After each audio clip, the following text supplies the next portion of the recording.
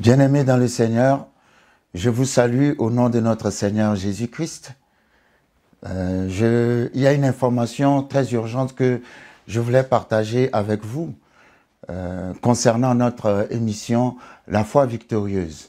Effectivement, ça va faire bientôt 10 ans que nous sommes ensemble et que vous nous donnez cette opportunité d'entrer dans vos maisons pour partager l'évangile de notre Seigneur Jésus-Christ avec vous. Et 3 ou 4 fois, j'ai déjà intervenu pour solliciter votre soutien financier afin que l'émission puisse être maintenue sur la chaîne. Aujourd'hui, je reviens encore vers vous. Nous avons besoin de votre soutien financier parce que jusqu'ici, nous n'avons pas réellement atteint le plafond qu'il faut afin que nous puissions diffuser régulièrement nos programmes. Je vous remercie pour l'apport que vous nous avez déjà apporté à plusieurs reprises, mais il se trouve que cet apport financier n'a pas toujours été suffisant. Et nous avons fait des efforts personnels pour maintenir le programme, mais actuellement nous sommes dans une situation très sérieuse où si d'ici la fin du mois, nous n'arrivons pas à régulariser les finances concernant la diffusion de notre programme, alors ce programme va s'arrêter. Je trouve personnellement que ça serait dommage après 10 ans de diffusion. Et si toutefois le Seigneur vous parle et que vous souhaitez garder cette émission qui maintenant est la vôtre sur cette chaîne, n'hésitez pas de me contacter personnellement au numéro qui s'affiche et comme cela nous pourrons parler ensemble. Je sollicite vraiment votre soutien financier pour le maintien de ce programme et je vous remercie par avance. Vous savez, l'évangile est gratuit, mais sa diffusion ne l'est pas. Et nous sommes dans une société où tout coûte, rien n'est gratuit. Alors je vous remercie par avance si toutefois vous vous décidez à nous soutenir afin que cette émission ne s'arrête pas. Alors toutefois, contactez-moi personnellement au numéro et au contact qui s'affiche. Que le Seigneur vous bénisse infiniment et je vous remercie d'avance. Merci bien pour votre attention. À la fin de la vie de Jacob, dans Genèse chapitre 49, la Bible va nous dire quelque chose de très puissant au verset 29, Genèse 49, 29. La Bible dit, « Puis Jacob leur donna cet ordre. Je vais être recueilli auprès de mon peuple. Enterrez-moi avec mes pères dans la caverne qui est au champ d'Éphron, le Héthien, dans la caverne du champ de Macpéla, vis-à-vis de Mamré, dans le pays de Canaan. C'est le champ qu'Abraham a acheté d'Éphron, le Héthien, comme propriété sépulcrale. Là, on a enterré Abraham et Sarah, sa femme. Là, on a enterré Isaac et Rebecca, sa femme. Et là, j'ai enterré Léa. Amen. Au début, il n'aimait pas Léa.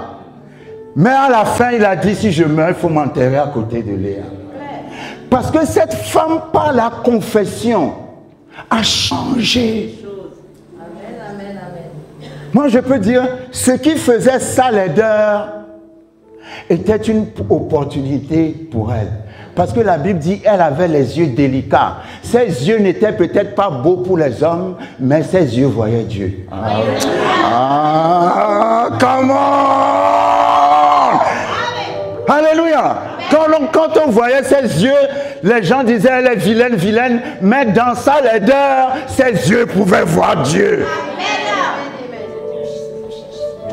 Et par la foi, elle a changé, elle a bouleversé sa situation, rien que par les déclarations. Mais je ne suis pas encore arrivé là où je vais. Là où je vais, c'est, la Bible dit, quand elle a eu Judas, elle a dit, cette fois, je louerai l'Éternel. Alléluia. Rachel, bien sûr, Dieu guérira sa stérilité et Rachel aussi aura ses enfants. Elle aura Joseph et Benjamin. Amen. Dieu n'a pas laissé Rachel dans la stérilité. Amen. parce que Dieu ne déteste pas les Rachel. Mais Dieu veut nous montrer quelque chose. Alléluia. Et la Bible dit, quand elle a eu le 4e enfant, il a dit, cette fois-ci, vous savez, quand tu loues l'Éternel, ça veut dire que l'Éternel t'a emmené au-delà de ton attente. Quand l'Éternel te donne ce que tu lui as demandé, tu es content, tu rends grâce. Mais quand tu commences à louer l'Éternel, c'est qu'il t'a amené à un niveau supérieur à ce que tu attendais de lui. Est-ce que quelqu'un peut recevoir cette parole qu'en 2019, tu loueras l'Éternel? Et entre Rachel et Léa, Dieu n'a pas fait sortir Jésus-Christ de Rachel. Il a fait sortir Jésus-Christ de la femme qui était rejetée, de la femme qu'on n'aimait pas, de la femme qui avait tous les défauts selon les hommes, de la femme qui était malheureuse, de la femme qui pleurait tout le temps, de la femme qui ne s'attendait même pas un jour à ce que quelqu'un la regarde. C'est de cette femme qui a été rejetée que Dieu a sorti Judas. Je veux dire à quelqu'un aujourd'hui, de toi sortira Judas. Ah, vous ne me comprenez pas. Je ne connais pas ta situation, mais je sais que de toi sortira Judas. Dieu va bouleverser ta situation. Il va t'amener dans la dimension de la louange. Tu vas te lever au milieu de ta tristesse et tu vas commencer à danser. Tu vas te lever au milieu de ta tristesse. La Bible dit, il y a un verset qui dit, l'Éternel a mis un cantique nouveau dans ma bouche. Dieu va mettre un chant nouveau dans ta bouche. Parce que jusqu'ici, ton chant a été les lamentations. Mais Dieu dit, je vais changer tes lamentations en louange. Ça veut dire pour moi, suivez-moi très bien. Judas est le fondement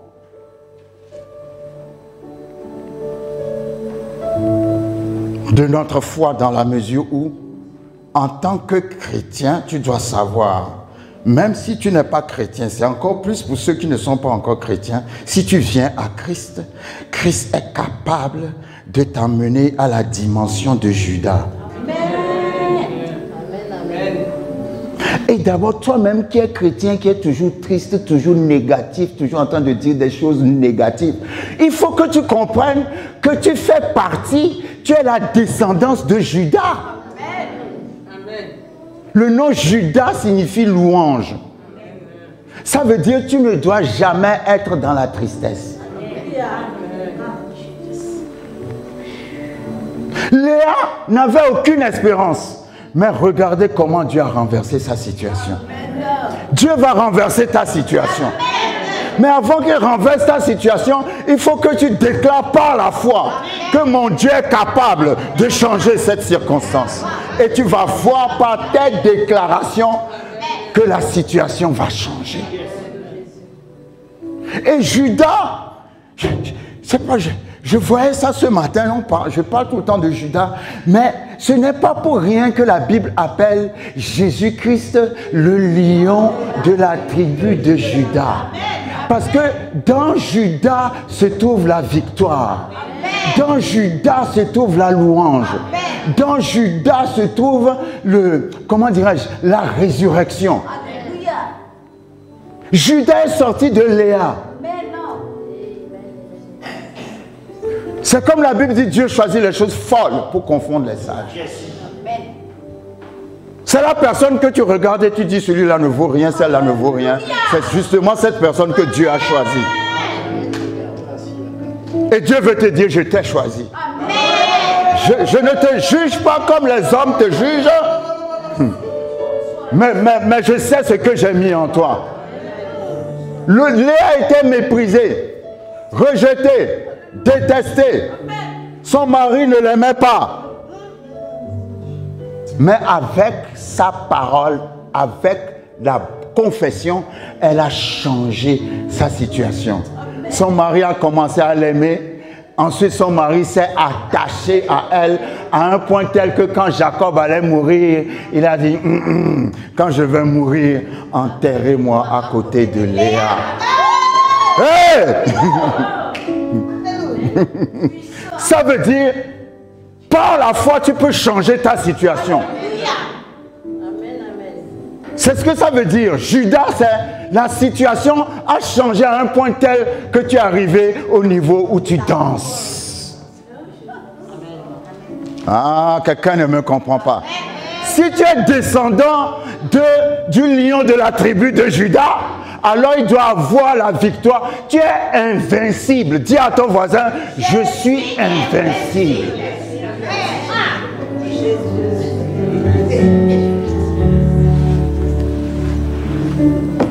Je veux que tu comprennes que tu es descendu de Judas, c'est-à-dire tu es condamné à la joie. Dis, répète après moi, je suis condamné à la joie. Le chrétien, la chrétienne, c'est quelqu'un qui est condamné à la joie. Quand les moments de tristesse arrivent, Dieu veut que tu danses.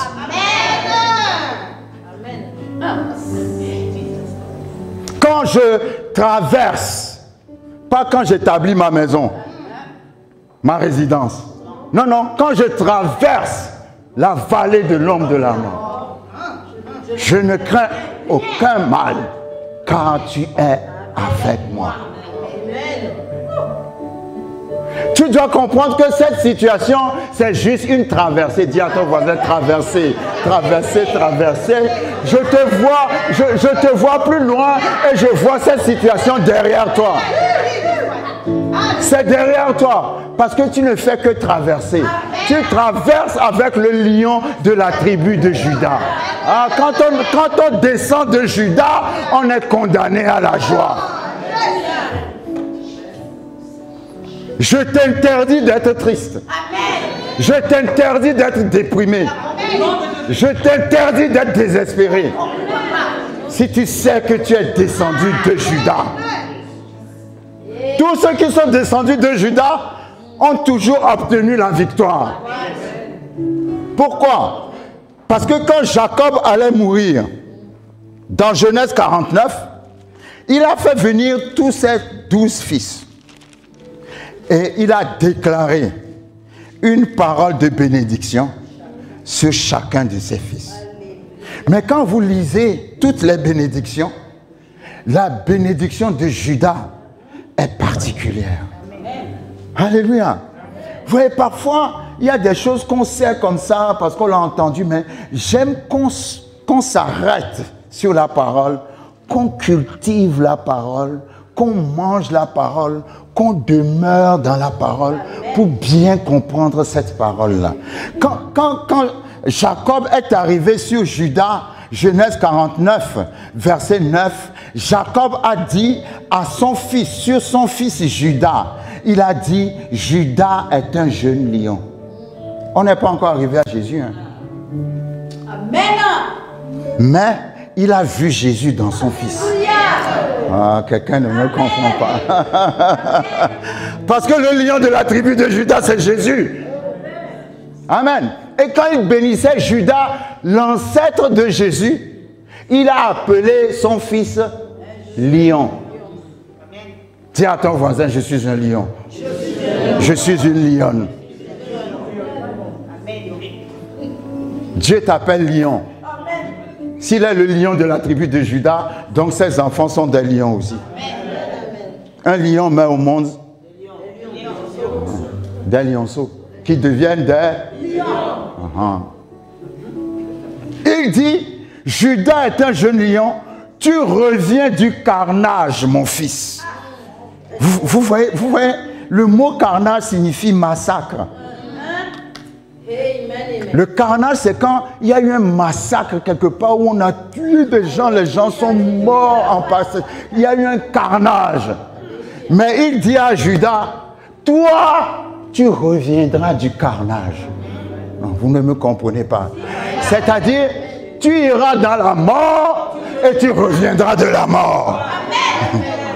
Dis à ton voisin, je reviendrai de la mort. C'est une manière de dire, tu es immortel. C'est une manière de dire, tu es invincible. Ah, est-ce que tu vois d'où tu es descendu? Toi, tu pleures tout le temps, tu fatigues les gens tout le temps. Juste vois d'où tu es descendu. La bénédiction a dit, quel que soit le carnage, on va dire que tout le monde est mort. Mais il y a une personne qui va revenir de la mort, c'est Judas. Ça veut dire, quel que soit le problème qui va arriver sur toi, tu t'en sortiras toujours. Dis à ton voisin, je m'en sortirai toujours. Cette situation ne me tuera pas. Même si elle me tue, je reviendrai du carnage. C'est la résurrection. C'est la restauration. Tu es descendu de la résurrection, descendu de la restauration, et tu te plains toujours.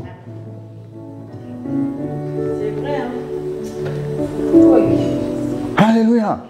Il y a des choses, nous devons considérer certaines choses dans la parole, avoir la conviction de ces choses et puis être tranquille. Même quand les problèmes viennent pour nous attaquer, on est tranquille. Pourquoi? Parce qu'on sait qui on est. Jacob a déclaré une seule parole sur Judas et cette parole est en activité jusqu'à maintenant. Judas est un jeune lion. Tu reviens du carnage, mon fils. Il ploie les genoux. Come on. Les chrétiens, comment ils prient? Oh, vous ne me comprenez pas. Jacob a même vu à travers Judas des gens qui ploient leurs genoux. Amen. Il a vu l'église. Il a vu Jésus. Amen. Il dit, le lion ploie les genoux. Amen. Il se couche comme un lion, comme une lionne. Qui le fera lever? Alléluia. Et il dit, le sceptre c'est un bâton qui montre, c'est le symbole de la puissance qu'on donne au roi et aux reines. Et il dit, le sceptre royal ne s'éloignera point de Judas, ni le bâton souverain d'entre ses pieds, jusqu'à ce que vienne le Shiloh. Il a vu dans son fils que de son fils sortira un roi. Oh, come on. Qui est ce roi? Jésus-Christ de Nazareth, le roi des rois. Et il a vu qu'il a appelé Jésus-Christ le Shiloh. Amen. Et il a dit, jusqu'à ce que le Shiloh vienne et que les peuples lui obéissent. Alléluia. Jusqu'à ce que Jésus-Christ vienne et que les peuples lui obéissent. Donc c'est ça la bénédiction que Jacob a déclarée sur Judas. Judas est un jeune lion. Judas, dans sa descendance, aura quelqu'un qui sortira comme roi et les peuples lui obéiront. Judas ploie les genoux comme un lion. Judas sortira du carnage. Quand vous prenez ces versets, Jacob a prêché l'évangile dans ce verset. Il a parlé de Jésus-Christ, il a parlé de sa mort et il a parlé de sa résurrection. Et moi, je veux que tu saches, tu n'es pas descendu comment dirais-je, d'un autre fils ou d'une autre tribu à part la tribu de Judas. Donc, dans Judas se trouve la joie. Dans Judas se trouve la louange. Dans Judas se trouve le miracle. Dans Judas se trouve la résurrection. Et lorsque nous allons dans le livre de Chroniques, nous trouvons dans le livre de Chroniques un homme qui s'appelait Jabez. Qui connaît l'histoire de Jabez? Vous ne connaissez pas l'histoire de Jabez?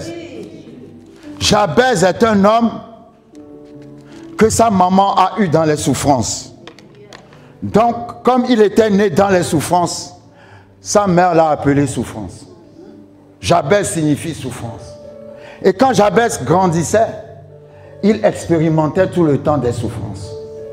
La Bible dit de Jabez, quand on lit 1 Chronique 4 à son verset 10, la Bible dit, Jabez invoqua le Dieu d'Israël en disant, si tu me bénis et que tu étendes mes limites, si ta main est avec moi et si tu me préserves du malheur en sorte que je ne sois pas dans la souffrance.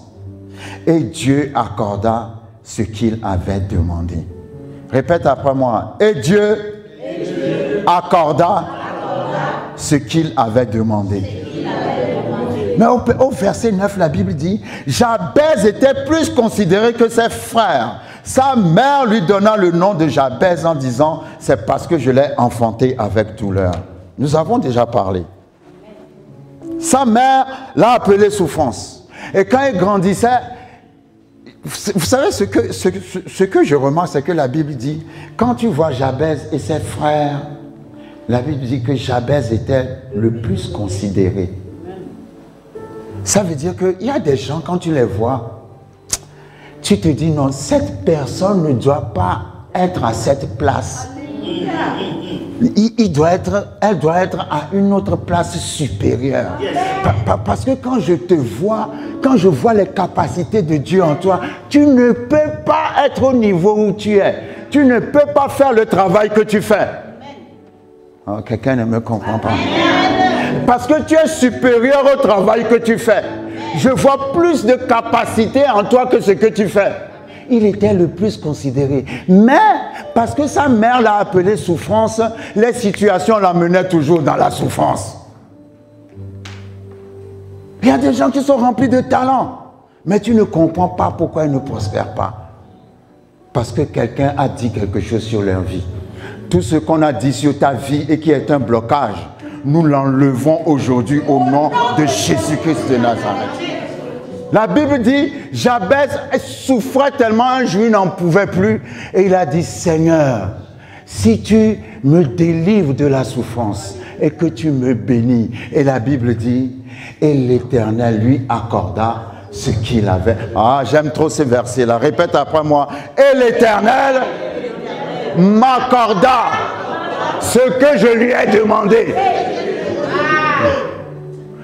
Mais vous voyez, le secret de Jabez, je vais vous le montrer. C'est au commencement du chapitre 4. Fils de Juda. Oh, vous ne me suivez pas.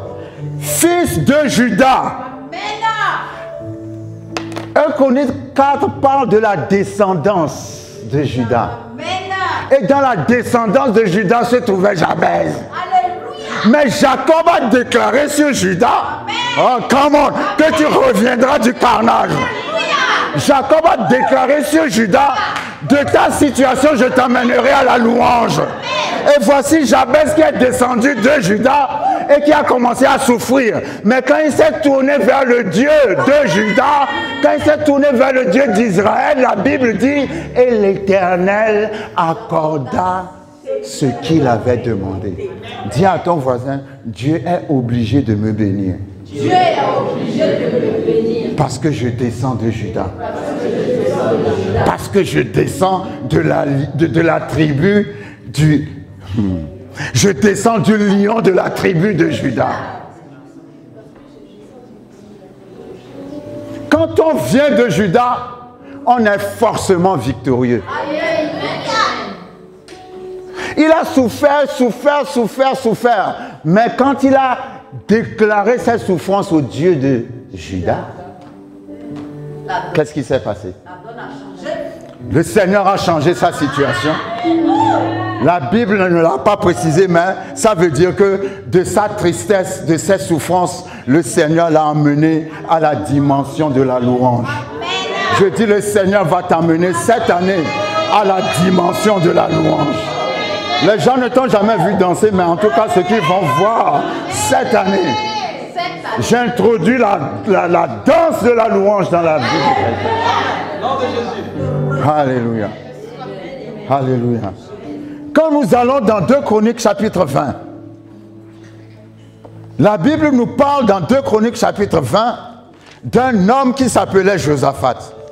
Josaphat était qui? Aidez-moi s'il vous plaît.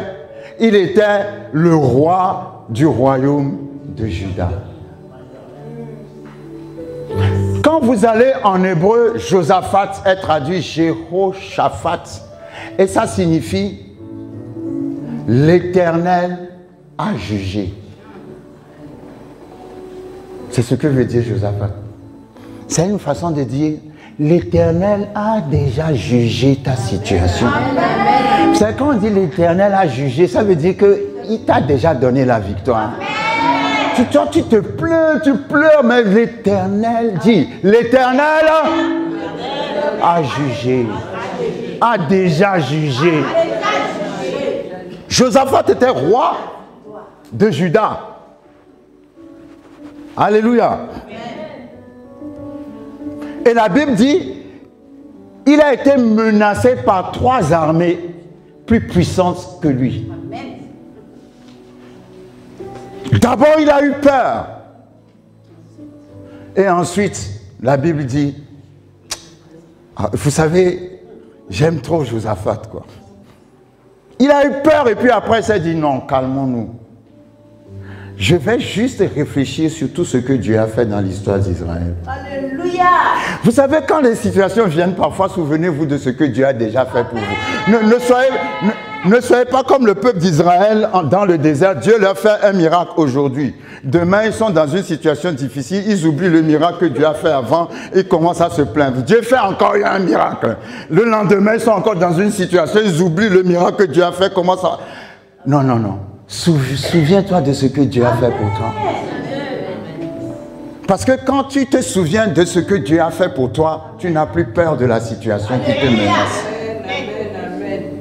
Et la Bible dit que Dieu va dire à Josaphat, ce n'est pas toi, ce n'est pas vous qui combattrez, mais moi, je combattrai pour vous. Amen. Voilà ce que je veux que vous sachiez. Quand on est descendant de Juda, on ne combat pas soi-même. Parce que j'ai vu quelque chose de particulier par rapport au royaume de Juda. Par 2 fois, le royaume a été attaqué et Dieu a combattu pour le royaume. Amen. La Bible dit, Dieu leur a dit, vous ne combattrez pas, mais allez quand même sur le champ de bataille. Il faut lire 2 Chroniques 20. Et la Bible dit, en allant sur le champ de bataille, ils ont mis la chorale, le groupe musical devant l'armée. C'est-à-dire, ils ont juste vécu la révélation de leur nom. La révélation de leur nom, c'est louange. Ça veut dire, dans quelque situation que tu te trouves, entre dans la louange. Toi, tu vas à la guerre et tu danses. Normalement, on danse après la victoire. Ah, come on! Dieu veut que quelqu'un danse avant la victoire. Ils ont commencé à danser. La Bible dit dans 2 Chroniques 20, au moment où les chants ont commencé, les 3 armées qui venaient se sont arrêtées. Les 3 armées se sont arrêtées au moment où les chants ont commencé. Et ce n'est pas Dieu qui leur a dit de chanter, hein. C'est eux-mêmes qui ont reçu la parole de Dieu tellement avec joie qu'ils ont commencé à danser et à chanter. Ça, ce n'est pas Dieu qui leur a dit. C'est pour ça que je dis comment tu reçois la parole. Tu entends la parole, ça rentre ici, ça sort là. Non, eux, ils ont reçu la parole et ils ont dansé sur la parole. Amen. Alléluia. Amen. Au moment où les chants ont commencé, la Bible dit que Dieu a mis les 3 armées là ensemble et les 3 armées ont commencé à s'entretuer elles-mêmes. Les ennemis s'entretuaient et Josaphat dansait avec son armée en allant sur le champ de bataille. Maintenant, ils arrivent sur le champ de bataille. Où sont les ennemis? Il n'y avait que des cadavres. C'est-à-dire, ils sont partis à la guerre, mais Dieu a déjà jugé avant qu'ils arrivent. Ah, je déclare dans la vie de quelqu'un Quelle que soit la situation qui te menace, je déclare que Dieu a déjà jugé. Ah, Dieu a déjà jugé. Quelqu'un va aller au tribunal, mais la parole est Dieu a déjà jugé et t'a déjà donné la victoire. En plus, les ennemis sont venus avec des trésors. Et quand ils se sont entretués, ils ont laissé les trésors. Et la Bible dit que Josaphat et son armée, après avoir dansé, ont mis 3 jours pour ramasser les trésors, tellement il y en avait. Ah, comment? Tout ça là est lié à la bénédiction de Jacob. Judas, mon fils, tu reviendras du carnage. Quelle que soit la menace qui vient sur quelqu'un, je déclare que tu reviendras du carnage.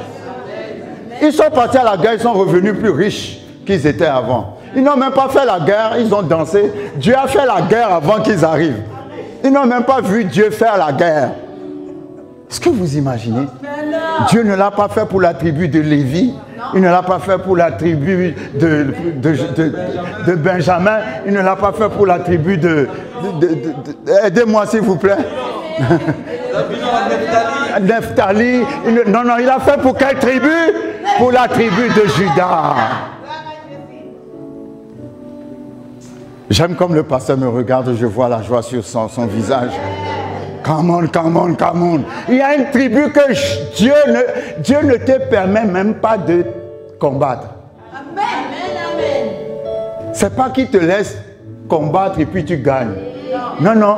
Toi, tu crois que tu vas faire une bataille, mais quand tu arrives, il a déjà combattu. Non seulement il a déjà combattu, mais il t'enrichit en plus. Tu es puissant. C'est une grâce. Et j'ai remarqué ça particulièrement avec la tribu de Juda. Dieu ne laisse jamais cette tribu se battre. Dieu se bat toujours pour cette tribu. Ésaïe chapitre 36. On va finir bientôt. Ésaïe chapitre 36. La Bible dit, il y avait un roi, le roi de la Syrie.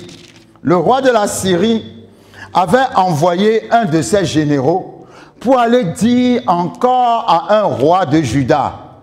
C'est toujours Juda. Ésaïe chapitre 36. Cette fois-ci, ce roi, ce n'était pas Josaphat, c'était Ézéchias. Amen. Vous lirez Ésaïe 36. La Bible dit la 14e année du roi Ézéchias, Sanchérib, roi d'Assyrie, monta contre toutes les villes fortes de Juda et s'en empara. Et le roi d'Assyrie envoya de Lachish à Jérusalem vers le roi Ézéchias Rabshakeh avec une armée puissante. Quand vous lisez le passage, ce roi a conquis toutes les villes. Et maintenant, il envoie une lettre au roi de Juda, Ézéchias, en disant que son Dieu ne peut pas le protéger. Parce que lui, le roi d'Assyrie, il est tellement puissant que de la même manière, il a conquis les autres villes, il va conquérir aussi Juda. Alléluia. Et la Bible dit que quand le roi Ézéchias a vu cette menace, il a exposé la lettre dans le temple. Parce qu'on lui a envoyé une lettre de menace, nous venons pour te détruire. Il a pris la lettre, il est parti déposer la lettre dans le temple. C'est-à-dire, il a exposé la lettre à Dieu pour que Dieu lui-même il lise. Ça, c'est ce qu'on appelle un acte prophétique. Alléluia. Et Dieu a lu la lettre. Gloire à Dieu. On ne va pas passer beaucoup de temps sur lui. Mais ce que je veux dire, c'est qu'il s'agissait de Juda et il s'agissait encore d'un roi de Juda. Alors Dieu va parler à la fin de cette histoire. Et Dieu va dire, verset 33, Ésaïe 37, Dieu va dire ceci, Dieu va dire, l'armée d'Assyrie n'entrera pas dans la ville. Il n'entrera point dans cette ville, il n'y lancera point de trait, il ne lui présentera point de bouclier et il n'élèvera point de retranchement contre elle. Il s'en retournera par le chemin par lequel il est venu et il n'entrera point dans cette ville, dit l'Éternel. Je protégerai cette ville pour la sauver à cause de moi et à cause de David, mon serviteur. Vous voyez, le roi d'Assyrie avait décidé d'envoyer son armée contre Juda. Et l'Éternel a dit, ils n'entreront pas dans la ville. Jamais. Cette année, je dis cette année, quelles que soient les menaces qui viennent contre vous, elles n'entreront pas dans votre maison. Elles n'entreront pas dans votre vie. Tous ceux qui veulent vous combattre, qui vous ont toujours combattu, ne vous trouveront plus cette année. Parce que l'Éternel dit, cela n'arrivera pas. Répète après moi, cela n'arrivera pas. Je dis, cela n'arrivera pas. Ils n'entreront point dans ma ville. Ils n'entreront point dans ma maison. Ils n'entreront point dans mon foyer. Ils n'iront pas dans la vie de mes enfants. Cela n'arrivera pas.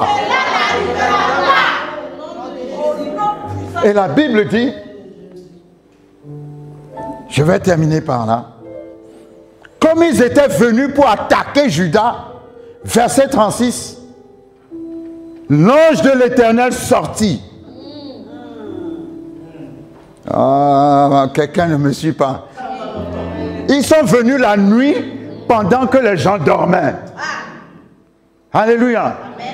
Mais pendant que le peuple de Juda dormait, l'ange de l'Éternel est sorti. Il y a un ange.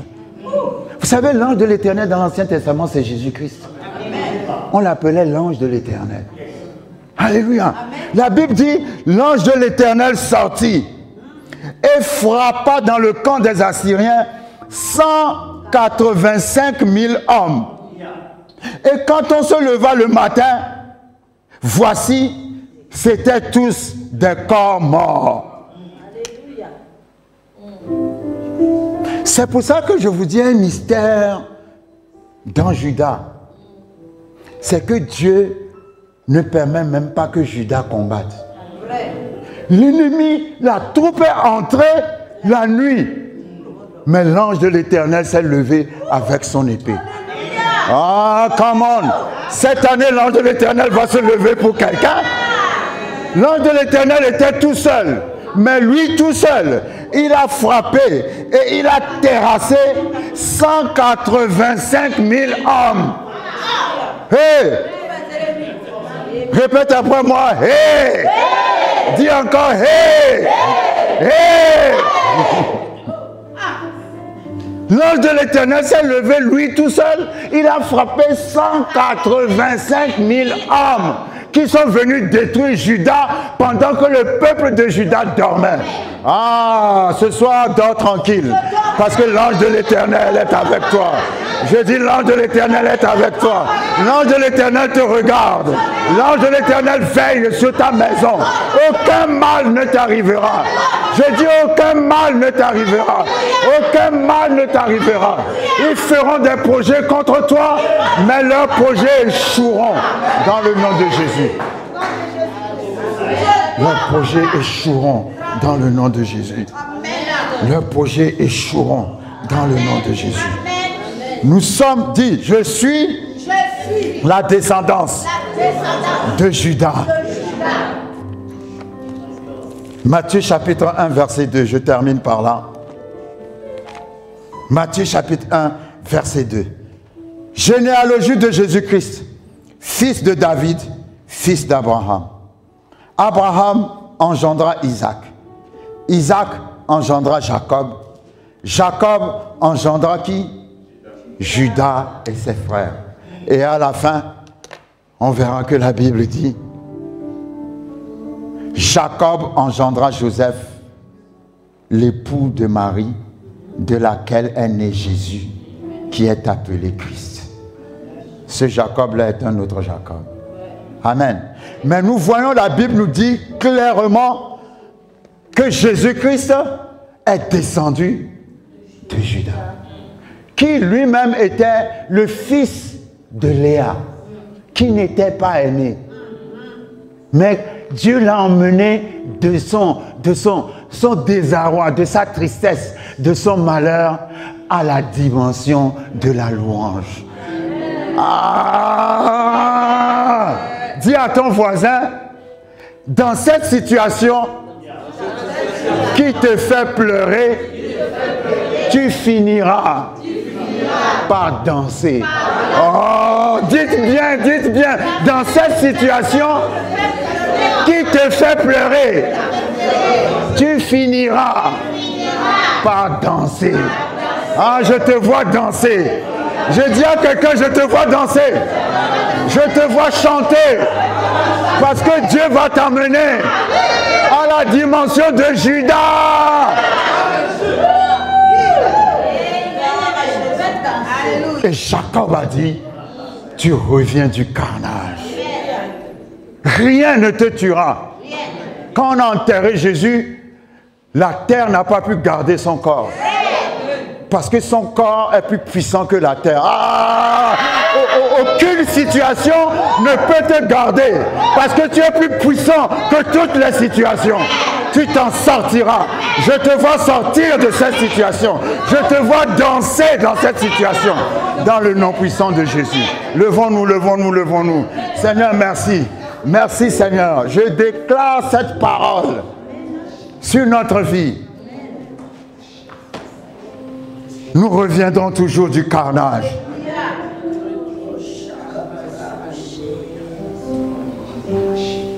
Dieu ne laisse pas la tribu de Judas se battre. Lui-même, il descend pour se battre. Dieu dit, ce n'est pas toi qui combattras, mais je combattrai pour toi.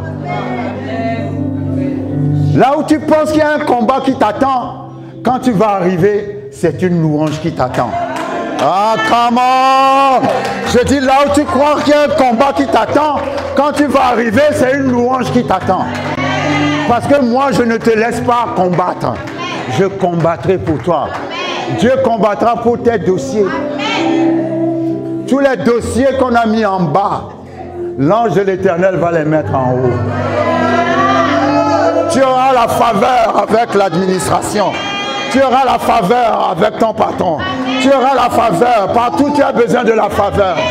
L'Éternel lui-même, il va te précéder. Il va ouvrir la porte de gloire pour toi. Dans le nom puissant de Jésus. Dans le nom puissant de Jésus. Dans le nom puissant de Jésus. Alléluia. J'ai dit Alléluia. Que le Seigneur vous bénisse. À partir d'aujourd'hui, je t'interdis de te plaindre. Parce que tu es de la tribu de Judas. Tu es sorti de la tribu des gens invincibles. Alléluia. Alléluia. Amen, amen, amen. Bien-aimés dans le Seigneur, je vous salue au nom de notre Seigneur Jésus-Christ. Il y a une information très urgente que je voulais partager avec vous concernant notre émission La foi victorieuse. Effectivement, ça va faire bientôt 10 ans que nous sommes ensemble et que vous nous donnez cette opportunité d'entrer dans vos maisons pour partager l'évangile de notre Seigneur Jésus-Christ avec vous. Et 3 ou 4 fois, j'ai déjà intervenu pour solliciter votre soutien financier afin que l'émission puisse être maintenue sur la chaîne. Aujourd'hui, je reviens encore vers vous. Nous avons besoin de votre soutien financier parce que jusqu'ici, nous n'avons pas réellement atteint le plafond qu'il faut afin que nous puissions diffuser régulièrement nos programmes. Je vous remercie pour l'apport que vous nous avez déjà apporté à plusieurs reprises, mais il se trouve que cet apport financier n'a pas toujours été suffisant. Et nous avons fait des efforts personnels pour maintenir le programme, mais actuellement nous sommes dans une situation très sérieuse où si d'ici la fin du mois, nous n'arrivons pas à régulariser les finances concernant la diffusion de notre programme, alors ce programme va s'arrêter. Je trouve personnellement que ça serait dommage après 10 ans comment dirais-je, de diffusion. Et si toutefois le Seigneur vous parle et que vous souhaitez garder cette émission qui maintenant est la vôtre sur cette chaîne, n'hésitez pas de me contacter personnellement au numéro qui s'affiche, et comme cela nous pourrons parler ensemble. Je sollicite vraiment votre soutien financier pour le maintien de ce programme, et je vous remercie par avance. Vous savez, l'évangile est gratuit, mais sa diffusion ne l'est pas. Et nous sommes dans une société où tout coûte, rien n'est gratuit. Alors je vous remercie par avance si toutefois vous vous décidez à nous soutenir afin que cette émission ne s'arrête pas. Alors toutefois, contactez-moi personnellement au numéro et au contact qui s'affiche. Que le Seigneur vous bénisse infiniment et je vous remercie d'avance. Merci bien pour votre attention.